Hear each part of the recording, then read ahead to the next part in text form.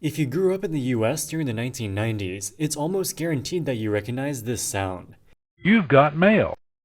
You would hear this every time you log into your AOL dashboard, which at the time was the only way tens of millions of people could access the internet. The booming internet industry caused American Online, or AOL, to see skyrocketing popularity. The company's revenue surged from just $50 million in 1993 to almost $8 billion in 2000. Its operating income increased 1,000-fold from $2 million in 1993 to almost $2 billion in the same time period.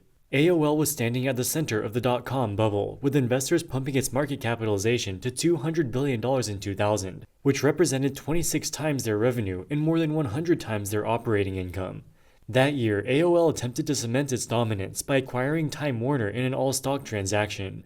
Time Warner was one of the largest traditional media companies in the world, owning iconic assets including the Warner Brothers movie studio, CNN, HBO, and Time magazine. By combining Time Warner's traditional media assets with AOL's tens of millions of internet customers, the combined entity was positioned to become the communications and entertainment juggernaut of the 21st century. When the merger was announced, the combined entity would have a pro forma valuation of $350 billion, making it one of the most valuable companies in the world. Despite the hype, the deal was almost immediately a disaster. In 2002, the first full year after the deal closed, the combined company reported a jaw-dropping $97 billion net loss, the largest annual loss of any company ever. By 2003, both the CEO and chairman had stepped down, and the stock had declined by more than 90%. Fast forward to 2015, and Verizon acquires AOL for $4.4 billion, about 3% of the company's peak valuation. AOL technically still exists today, but it is a sad shadow of the internet behemoth it was at the turn of the millennia. In this video, we'll tell the story of how AOL became America's most valuable internet company, and how they lost everything. Before we dig into AOL, I'd like to take a moment to thank today's video sponsor, Babbel, the #1 language learning app in the world. Its bite-sized lessons, which are designed by real language teachers, make learning a new language feel fun and easy. The lessons are just 15 minutes long and are scientifically proven to teach you enough for basic conversations in just 3 weeks. I'm planning on a trip to Puerto Rico, and I'm using Babbel to learn enough Spanish to get by. Aprendo español. Aprendo español. The app is intuitive because you learn from real-life conversations that prepare you for actual situations you are likely to encounter. These include conversations about travel, business, relationships, and more. Learning a new language can be great for your career and can allow you to visit foreign countries with confidence. Summer is the season of travel, and Babbel is every explorer's must-have travel accessory. So if you've ever had a goal of learning a new language, now's a good time to make it a reality. Get 60% off on your subscription by clicking the link in the description below. It's risk-free with Babbel's 20-day money-back guarantee.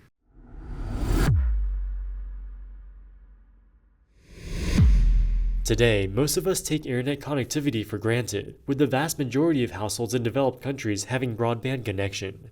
But in the 1990s, the internet as we know it today did not yet exist. There were no broadband connections, Wi-Fi hotspots, or cellular data. Personal computers were already widespread, but with no way to access the internet, they were little more than overpriced word processors. While broadband connections were virtually non-existent, what nearly every household had was a landline telephone. As it turns out, these existing telephone cables could also be used to provide internet connectivity.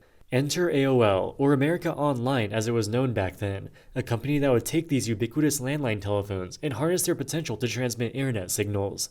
Their modus operandi was simple but incredibly effective. AOL would mail you a compact disc, combining their proprietary software, which you could then install on your home computer. By connecting your computer to the phone line and dialing into AOL's service, you could surf the digital wave right from your living room. AOL's success was driven not only by its innovative use of existing technology, but by its aggressive marketing campaigns. Compact discs with AOL software and offers for free trials flooded mailboxes across America. They also partnered with big box retailers like Target to give their CDs away for free in the stores. The idea was to make the internet accessible, to bring it to the masses, and it worked. AOL managed to become synonymous with the internet for many Americans during this period. Initially, AOL charged for internet connectivity by the hour. While such a pricing model might sound absurd today, at the time most people used the internet infrequently and for specific tasks like looking up some facts. There weren't very many websites, so there wasn't any reason to surf the web for hours at a time. Today, it doesn't matter who your internet service provider is. Either way, you can access all of the same websites on the World Wide Web. The AOL internet experience was very different. Instead of being able to access the entire World Wide Web, AOL subscribers could only visit a curated selection of sites showcased on the AOL dashboard. This approach, known as a walled garden, was a boon for AOL. While the limited accessibility may seem restrictive by today's standards, it was a stroke of genius from a business perspective. AOL not only charged an hourly fee for accessing their internet service, but they also found ways to monetize the user experience within the walled garden. This was done through the strategic placement of ads and sponsored content on the AOL dashboard, thereby creating an additional stream of revenue. AOL did face competition from other dial-up internet providers, and in 1996 they were forced to change their pricing structure to a much more reasonable $20 per month for unlimited access. With this pricing change, they were able to maintain and even grow their dominant market share with over 25 million paying subscribers by the year 2000. They were also incredibly profitable, with their revenue surging to almost $8 billion and their operating income reaching almost $2 billion. During the dot-com bubble, the new internet economy was all the rage among investors. With AOL being at the heart of the booming industry, it's perhaps unsurprising that their stock price surged, giving the company a peak valuation in excess of $200 billion. Despite the company's surging share price, AOL's top executives knew their business model was about to be disrupted, and catastrophically so. The main threat was broadband internet connection, which offered speed and performance far superior to AOL's existing dial-up offering. Companies like AT&T, Verizon, and Global Crossing were building out broadband offerings that offered far higher performance than dial-up internet. As soon as a competing internet service provider entered a given neighborhood, AOL's market share would decrease substantially.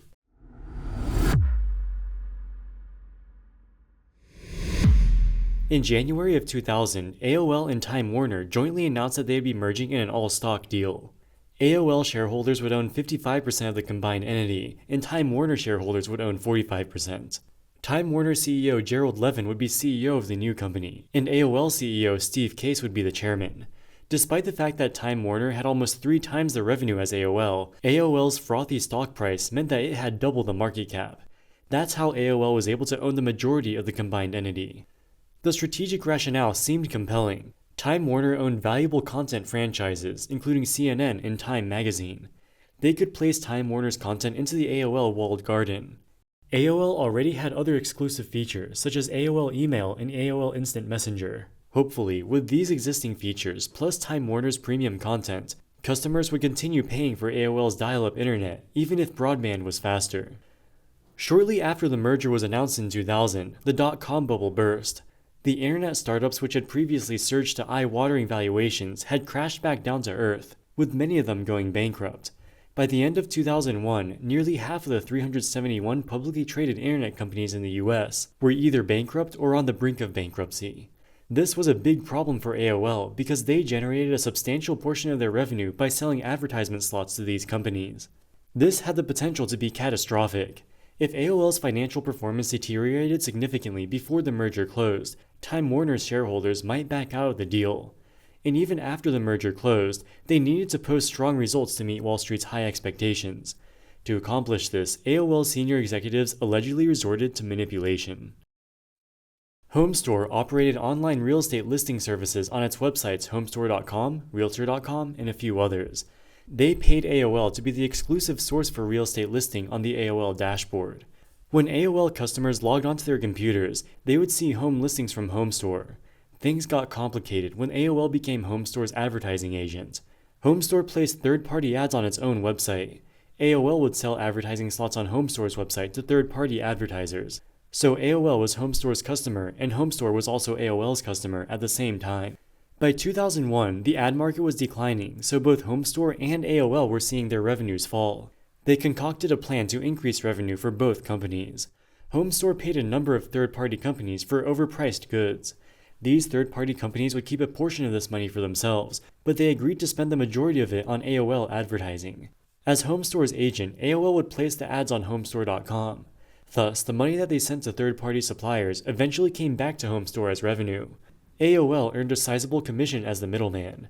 This scheme helped both AOL and HomeStore artificially increase their reported revenues.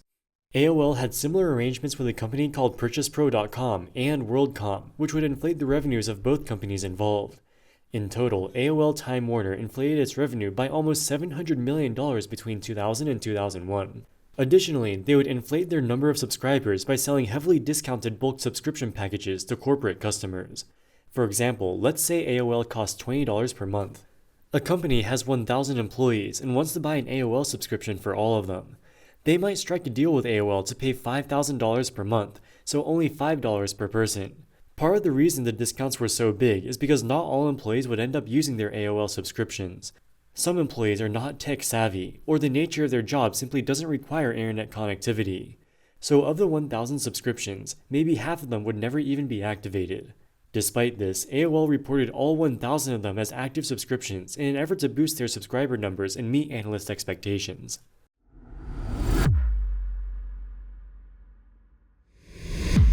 Despite all the accounting gimmicks that AOL tried to pull, they couldn't solve the fundamental problem facing their business, the World Wide Web.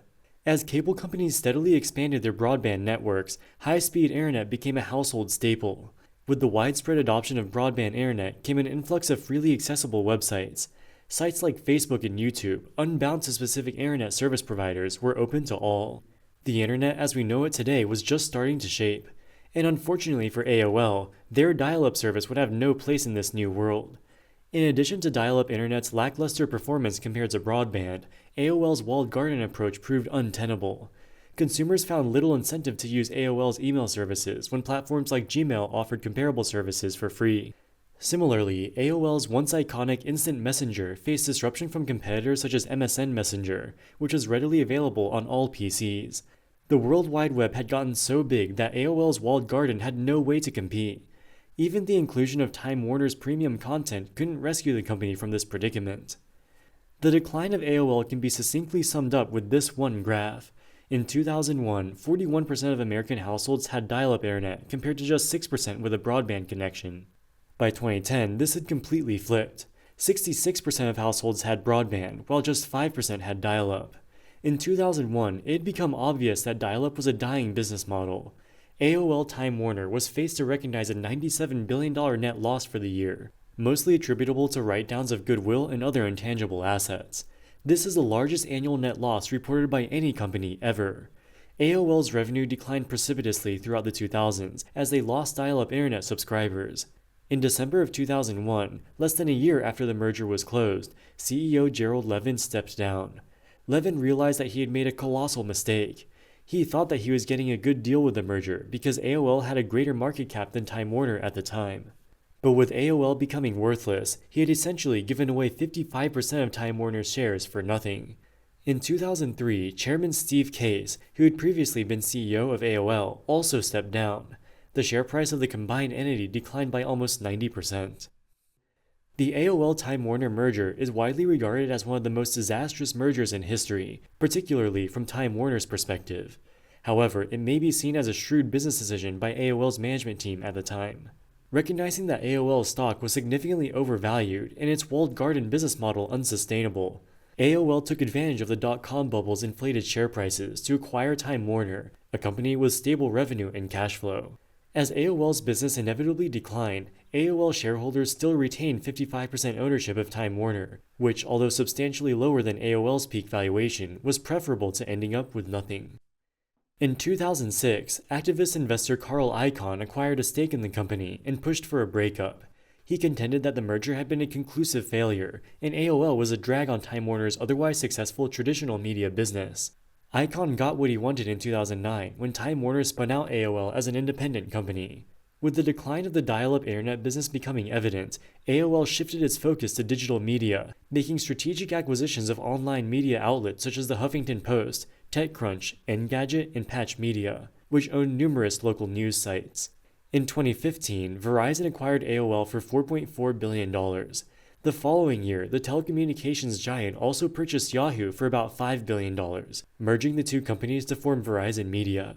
Verizon intended to leverage its large consumer base as a mobile carrier to push AOL and Yahoo digital content to its customers, aiming to recreate the walled garden business model. However, this strategy failed as consumers already had access to an abundance of digital media through the World Wide Web and showed little interest in the content that Verizon tried to promote. It seems that everyone who touches AOL loses money. In 2018, just 2 years after the acquisitions, Verizon recognized a $4.6 billion write-down on its media assets. Both AOL and Yahoo significantly underperformed expectations. Verizon reassessed their value, realizing that they were worth only about half of their initial estimation.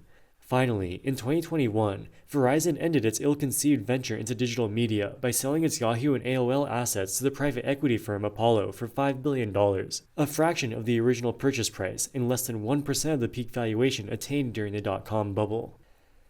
AOL is often labeled as one of the greatest business failures in history, but this may be too harsh of a criticism.